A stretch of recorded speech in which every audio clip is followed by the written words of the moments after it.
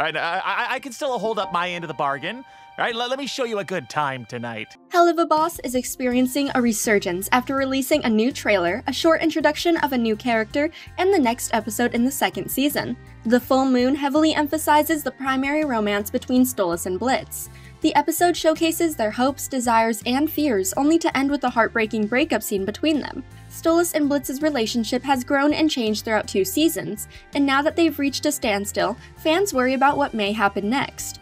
Fortunately, they're not the only couple in the series. Many other current and former relationships still have time to shine in the latter half of Season 2.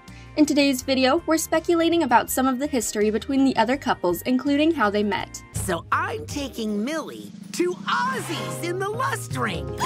Ozzy's? Number 1. Moxie and Millie. Moxie and Millie began the series attached at the hip. The recently married couple thrive on the unique love they share, hopelessly devoted and infatuated with one another. In episodes like Ozzy's, they dedicate personal love songs to one another and defend one another like it's the last thing they'll ever do when facing dangerous situations. Unlike many residents of Hell, Moxie and Millie appear to have their lives figured out. With a loving relationship and a career they enjoy, they're making the most out of their eternal lives together. Despite being the series' most secure couple and reaching the milestone of their 1-year wedding anniversary, Moxie and Millie never talk about how they met. However, context clues from the series may provide the answer. In the episode The Harvest Moon Festival, IMP accompanies Stolas to the Wrath Ring, where he's hosting the festival, but the group members stay with Millie's family on their farm. Although Moxie already knows Millie's family, he still tries to make a good impression with her parents, Lynn and Joe. It's evident that Millie introduced him to her family a long time ago, but we later learn in X's and O's that Moxie doesn't return the favor, as Millie questions why she's never met Moxie's family. However, it's evidently due to how cruel and abusive Crimson is to his child. The episode claims that Moxie grew up in the Greed Ring, a location he dislikes because of the violent and adverse childhood memories. Fortunately, Moxie didn't always live in the Greed Ring, as confirmed by the Harvest Moon Festival and a tweet by series creator Vivian Medrano. Moxie was born in the Wrath Ring, where his mother was a local. He takes pride in his heritage and his connections with his first home.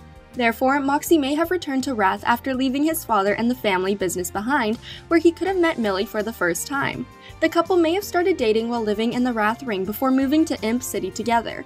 It'll be over tomorrow. Okay. I love you. I love you too. Number 2. Asmodeus and Fizzaroli. One of the most well-loved couples in the series comes from an unsuspecting place, Asmodeus and Fizzaroli. The pair first appear together in Ozzy's, and the narrative doesn't place them in the best light. Not only do they question the love song Moxie sings for Millie on their wedding anniversary, but they also call out Stolas for spending the evening with Blitz. In hindsight, their behavior is hypocritical as they have a loving relationship between a higher demon and an imp. However, their debut behavior may have been a ruse, as they tried to keep their relationship a secret for as long as possible. Behind closed doors, Asmodeus and Fizzaroli are deeply affectionate, caring, and considerate. While Fizzaroli wants to help Asmodeus with work to make his day more manageable, Asmodeus wants Fizzaroli to stay true to himself and remain safe. The episode Oops showcases their relationship and how it influences each of them. However, since noble demons are frowned upon for regularly seeing an imp, it's odd that the couple ended up together. However, as the sin of lust, Asmodeus may not allow matters of the heart to be clouded by the status quo. As for how the couple met, Asmodeus is determined to convince Fizzaroli to quit working for Mammon in Mammon's magnificent mid-season special. Not only does Mammon treat Fizzaroli terribly, but Asmodeus expresses how much he hates creating the Fizzaroli look-alike robots that Mammon sells for a profit. Since Mammon was once Fizzaroli's patron and conceptualized the look-alikes used throughout Hell, he likely introduced the two demons, who immediately recognized a kinder soul in one another. You are a way better performer than Mammon ever was, and that's... Number 3. Stolas and Stella. When Stolas debuts, he's already in the middle of a messy and stressful divorce.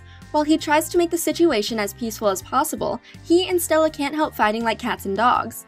Their teenage daughter, Octavia, responds to the noise and fighting as if she's experienced it for years, indicating that the couple may have never had a happy marriage. However, the episode The Circus explains how Stolas and Stella's relationship was doomed. As a prince of the Ars Goetia, there are certain expectations placed on Stolas from a young age. On the same day he received his grimoire to begin his studies on the stars, Stolas learned that he was in an arrangement to marry another of the Ars Goetia, Stella. Witnessing a picture of Stella, the young Stolas breaks into tears, foreshadowing how he'll continue to feel in the future. While we know that Stolas and Stella were arranged to be married, the series doesn't show their first meeting or the beginning of their relationship. Stolas claims that he tried to ensure their family was happy, but he wasn't successful due to the cruel way Stella treated him. As an arranged couple, Stolas and Stella weren't what the other needed and couldn't love one another naturally.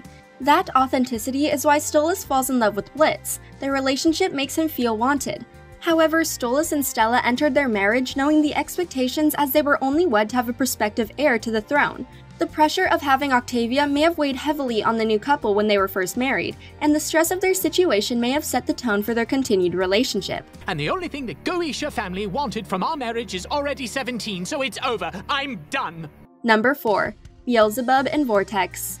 Although Asmodeus and Fizzaroli's relationship always turns heads and shocks other people, likely due to a high-ranking demon choosing to be with one of the lowest-ranking Hellborn in Hell's hierarchy, Beelzebub doesn't appear to encounter the same backlash or negative responses. Her boyfriend Vortex debuts before she does in the episode Spring Broken. While on Earth with some of Verosica's succubus, Vortex meets a fellow hellhound, Luna, and a potential romance is hinted at between them. The pair reconnect in Queen Bee when Luna attends a party alongside Vortex. While she believes they may have mutual feelings for one another, she's quickly disappointed when Beelzebub arrives, revealing she's dating Vortex. The pair appear happy and confident in their relationship, seemingly more responsible with their indulgences and behavior than other characters in the series. As the sin of gluttony, Beelzebub encourages others to indulge and enjoy themselves so long as they aren't harming themselves or others. She's concerned explicitly about Blitz, which is surprisingly sweet from one of the 7 deadly sins.